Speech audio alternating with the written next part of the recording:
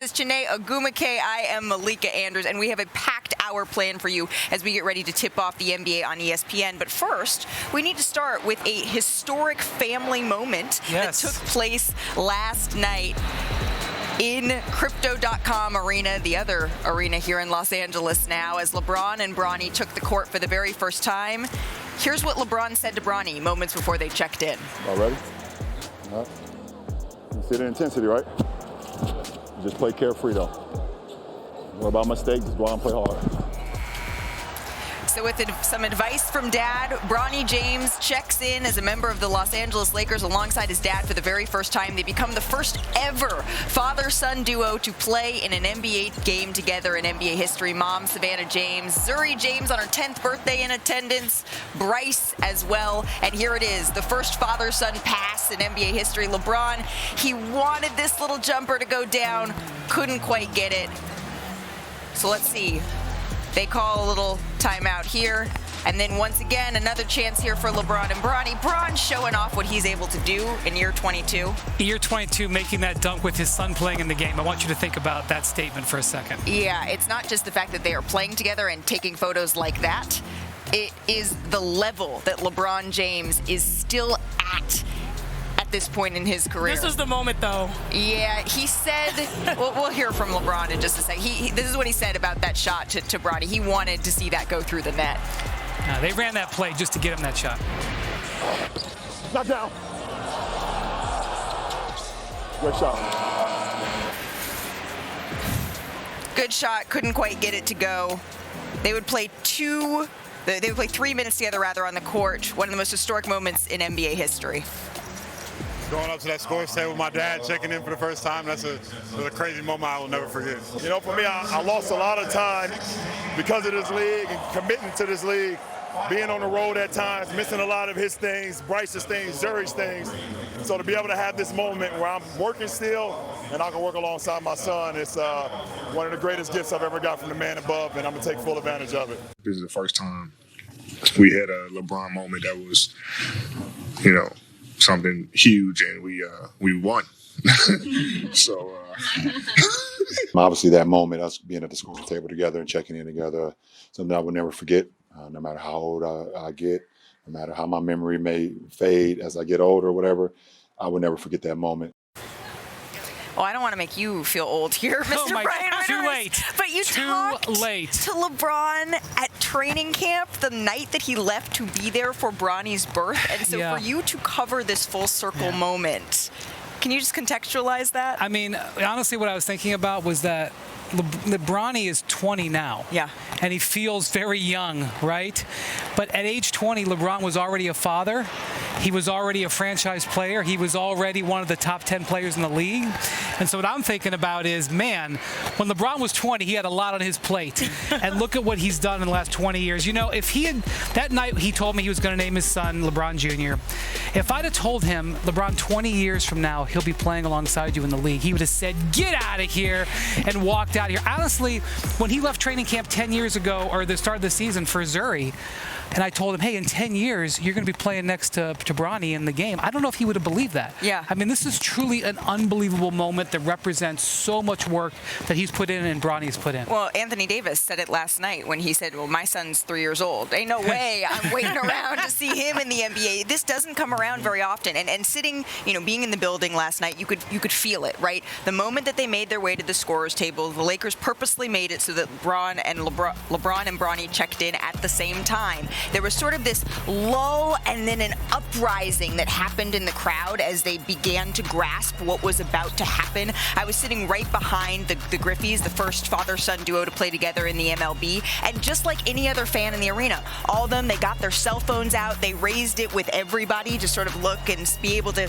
hold on to their own little moment of history in that. And so just to be able to see the united fandom in witnessing that was really something that's very, very special. It was a circular moment for Ken Griffey Jr. I got a chance to talk to him. And he said he and his father enjoyed it so much, also to have memories of their moments that they had.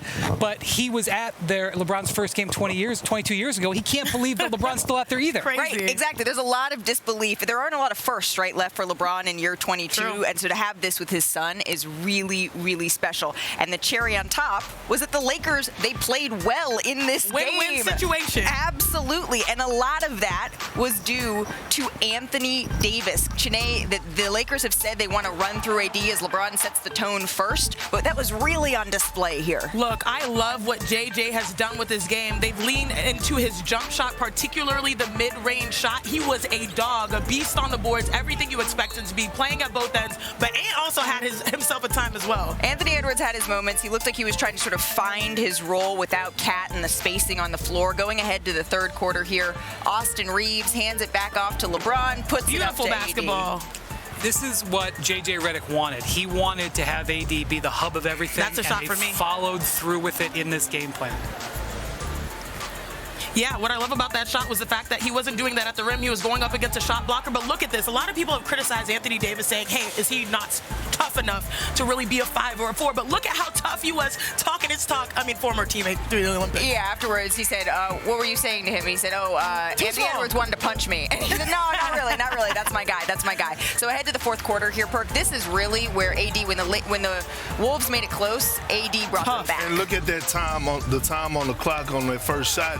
I mean, he completely took over the fourth quarter. It was 3 minutes to go before LeBron James, or 4 minutes to go before LeBron came in. But that's the trust that JJ got to have in Anthony Davis that he could take him away.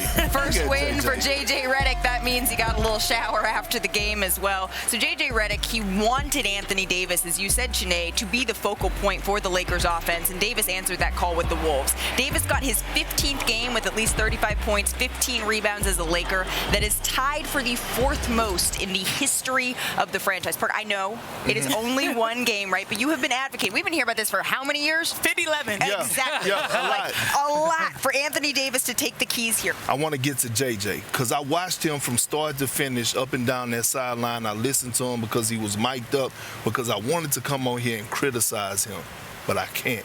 He coached his behind off in his first NBA game, and I thought he did an exceptional job top to bottom, even in his post-game interview when he was addressing the basketball situation, because that's a real thing. Now, Anthony Marshall and Davis Jr., did you see him? Yeah. Playing with force, and that's the thing. No one has ever questioned if Anthony Davis has the skill set. We know that he could go out there and dominate both ends, but what we saw last night was a dog. We saw the dog come out of him, hitting tough shots, talking to the fans, talking noise. He can't guard me.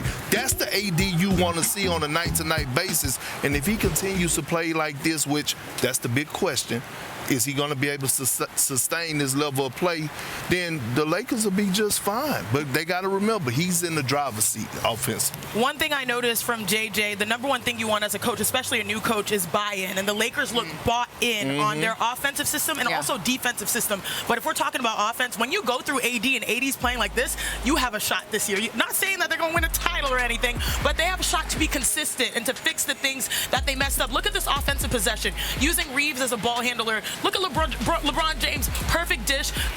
The best thing about offense is when you don't see too many dribbles. That is the thing that JJ is going to sort of put his attention to. And one thing I love is in a timeout, he said, you guys, trust me, the shots will go in. The shots will go in.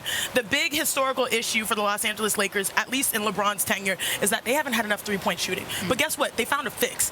Offensive rebound. Exactly right. If we don't have the three-point shot, we're going to get more possessions offensively, and that goes as AD goes.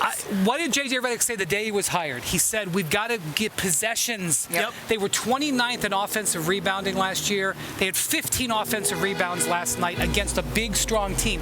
Look, they went 5 of 30 on three-pointers in this game. LeBron scored 16 points. How are you winning a game like that normally? You don't normally win a game like that. They were able to do it by equaling out the possessions and by leaning on Anthony Davis. What did we hear after the game? Even before LeBron in the post-game interview talked about Bronny, he said, said we had a great game plan. Yep. That was a praise to Anthony Davis and a praise to J.J. Redick. Yes, because J.J. Redick said, what was our main goal? You guys have heard me say it time and time again. Win the possession battle. And last night they were able to do exactly that against a team that really had just come together, so they were able to lean on that chemistry that they've built over the years. We're just getting started, though, from Intuit Dome. Perk, we're going to get you a towel. Don't you worry.